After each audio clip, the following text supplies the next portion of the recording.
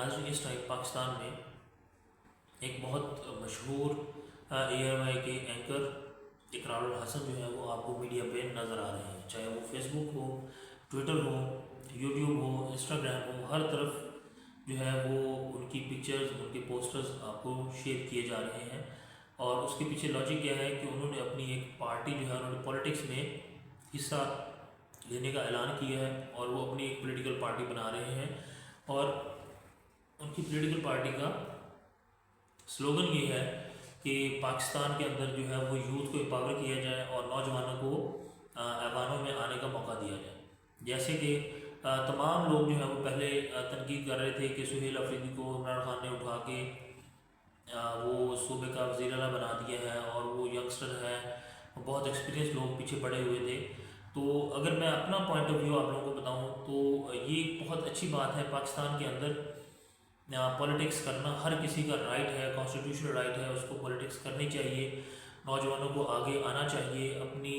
ان کی جو ہے وہ پاور اور آئیڈینٹی ہونی چاہیے، اپنا پلیٹ فارم ہونا چاہیے اور خود مختاری ہونی چاہیے۔ لیکن ناظرین یہ سب کچھ تب پاسبل ہوگا نا جب ہمارے ملک میں ایک ریئل ڈیموکریٹک گورنمنٹ ہو، ایک ریئل ڈیموکریسی کا ماڈل ہو اور ایک ریئل سسٹم جو ہے وہ موجود ہو، جو کہ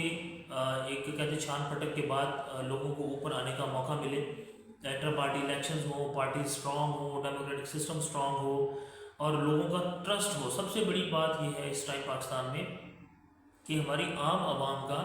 اس پولیٹیکل سسٹم پہ، اس کانسٹیٹیوشنل سسٹم پہ اس ٹائم بلیو نہیں رہا ہے، ٹرسٹ نہیں رہا ہے۔ جو بھی انسان اپنی پولیٹکس کرنا چاہتا ہے یا اپنی پولیٹیکل پارٹی اناؤنس کرتا ہے تو اس کو یہ سمجھا جاتا ہے کہ شاید یہ اسٹیبلشمنٹ کا مہرہ ہے، چاہے وہ دل سے کوشش کر رہا ہو، چاہے اس کے پیچھے کوئی بھی نہ ہو، وہ خود سے کچھ کرنا چاہ رہا ہو، لیکن عوام یہ سمجھتی ہے کہ اس کو اسٹیبلشمنٹ نے لانچ کیا ہے، اس کے پیچھے کوئی غلط مقاصد ہوں گے۔ تو ایسا نہیں ہے، بعض اوقات جو ہے وہ ہمیں دکھتا کچھ ہے، ہوتا کچھ ہے۔ پاکستان کے اندر آپ کو پتہ ہے کہ 99% اس ٹائم جو یوتھ ہے اس کی ایفیلیشن عمران خان کے ساتھ ہے۔ عمران خان اس وقت جیل میں ہے اور ان کی پارٹی کے کچھ ورکر جو ہے وہ در بدر بھٹک رہے ہیں، کچھ ورکر جو ہے اقتدار میں ہے، KPK میں صورتحال آپ کے سامنے ہے، گورنر راج کی بات جو ہے وہ کی جا رہی ہے۔ تو اس صورتحال کے اندر اگر اقرار الحسن جو ہے وہ اپنی پارٹی لانچ کر رہے ہیں اور وہ ہر جگہ یہ پیغام دے رہے ہیں کہ جی میں ینگسٹرز کو اوپر لے کے آؤں گا اور میں خود کہیں بھی لیڈر نہیں بنوں گا، کبھی بھی لیڈر نہیں بنوں گا، اور میری پارٹی کے اندر انٹر پارٹی الیکشن ہوں گے، تمام چیزیں فری اینڈ فیئر ٹرائل کے تحت ہوں گی۔ تو میرا سوال جو ہے وہ یہ ہے کہ اگر آپ free and fair inter party election کروا لیتے ہیں، لیٹ سے آپ نے یوتھ کی کمیٹی بنا لی، لیٹ سے آپ نے یوتھ کی پارٹی بنا لی، تو آپ نے الیکشن کس سسٹم کے تحت لڑنے ہیں؟ کیا اسی الیکشن کمیشن آف پاکستان سے آپ الیکشن لڑیں گے؟ تو آپ جو سوچ رہے ہیں اگر آپ صحیح ہیں اور آپ صحیح سمت میں موجود ہیں تو کیا آپ کو یقین ہے کہ آپ نوجوانوں کو پاور میں لے کے آ سکتے ہیں؟ کیا آپ اس بات کی شیورٹی دے سکتے ہیں کہ ہمارے جو نوجوان ہیں جو آپ کا اس پولیٹیکل پاور کا پولیٹیکل کمپین کا حصہ بنیں گے، وہ کل کو دھاندلی کا رونا نہیں رو رہے ہوں گے؟ کیا ان کے لیے جو ہے وہ ٹائم بہت زیادہ امپورٹنٹ نہیں ہے کہ وہ اپنا دھیان بجائے اس کے کہ وہ ایک نئی کمپین کو شروع کریں، ایک نئی پارٹی کا ساتھ دیں اور ایک نئے ویژن کے ساتھ آگے بڑھیں اور اینڈ میں رزلٹ وہی ہو؟ تو میرے خیال میں اقرار الحسن بھائی کو سب سے پہلے یہ چاہیے کہ وہ اس سسٹم کو اس کے اندر اصلاحات اور امپرومنٹ کی بات کریں، یوتھ کو اپنے ساتھ ملائیں، اور سب سے پہلا ان کا جو سلوگن ہے وہ یہ ہونا چاہیے کہ ہمیں یہ الیکشن سسٹم جو ہے یہ منظور نہیں ہے، ہمیں EVM سسٹم کے تھرو جو ہے الیکشن ہونے چاہیے، پاکستان کے اندر الیکشن اصلاحات کروائی جائیں، پاکستان کے اندر جو ہے کانسٹیٹیوشن امینڈمنٹس ہیں ان کو ریفائن کیا جائے، جوڈیشری کو واپس پاور میں لایا جائے اور قانون کی بالادستی ہونی چاہیے۔ یہ پاکستان کے کور مسائل ہیں۔ تو میں اپنے نوجوانوں کو کہوں گا کہ وہ اس تحریک کا حصہ ضرور بنیں، اقرار الحسن کو ضرور سپورٹ کریں، لیکن اس کو گائیڈ بھی کریں کہ آپ کا سلوگن صرف پاور نہیں ہونا چاہیے، آپ کا سلوگن صرف وزیر اعظم یا اسلام آباد نہیں ہونا چاہیے، آپ کا جو نعرہ ہے وہ ہونا چاہیے democratic Pakistan, democracy in Pakistan, law and justice, law and order, piece and youth empowerment. جب تک ہم یہ نہیں کریں گے، ہم یہ اویئرنیس اپنی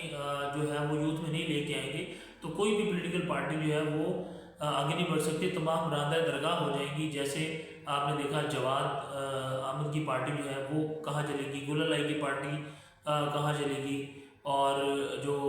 ایک دو اور پارٹیز تھیں وہ کہاں چلے گی۔ آپ اب نئی پارٹی لے کے آ رہے ہیں، جہانگیر ترین کی پارٹی کہاں چلے گی، پاکستان زمین پارٹی کہاں چلے گی۔ تو یہ ساری کی ساری پارٹیز اس لیے ناکام ہے کہ یہ سسٹم کے خلاف کچھ نہیں کرتی، سسٹم کو اندر اصلاحات کی بات نہیں کرتی، ڈائریکٹ ہر کوئی چاہتا ہے کہ میں وزیر اعظم کی کرسی پہ بیٹھ جاؤں۔ تو اس ٹائم سب سے زیادہ نوجوانوں کو جو کوشش کرنے کی ضرورت ہے وہ یہ ہے کہ پاکستان کے اندر کسی طرح اصلاحات آ جائیں، چاہے کوئی بھی وہ اصلاحات لے کے آئے، ہم اس کے ساتھ ہیں۔ چاہے یہی ڈیموکریٹک سیٹ اپ ہے، مریم نواز بہت اچھا کام کر رہی ہیں، بہت ساری تنقید ایک سائڈ پہ، ان کی پولیٹیکل ایفیلیشن ایک سائڈ پہ، لیکن ہمیں جو ہے ان کو اس لیول پہ ضرور سپورٹ کرنا چاہیے کہ وہ اسٹوڈنٹس کے لیے کام کر رہی ہیں، اور وہ جو ہے وہ غریبوں کے لیے کام کر رہی ہیں، انہوں نے لون سکیمز انہوں نے ایشو کر دی ہیں، اور جو